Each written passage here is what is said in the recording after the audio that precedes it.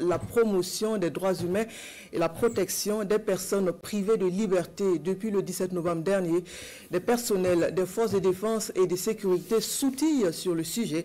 La session de formation est à l'endroit des FDS de la région de Goulmou, une activité sous la houlette du département en charge de la promotion des droits humains. Le point avec Aruna Kabouré, Bernard Diasso.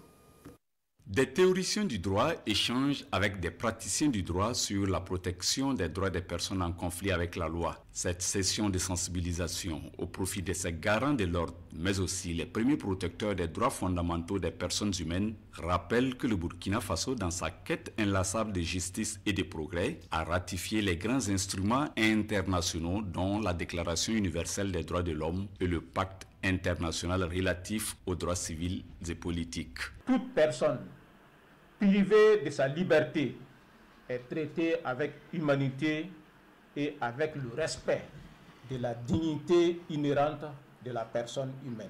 Cette session, qui se déroule sous le signe de l'échange et du dialogue collectif, a abordé deux thématiques: les généralités sur les droits humains et les mécanismes internationaux de protection des personnes privées de liberté. Nous souhaitons qu'à l'issue de cette session, et que les forces de sécurité, que les forces armées, en tout cas, respectent les droits humains dans l'exercice de leurs fonctions.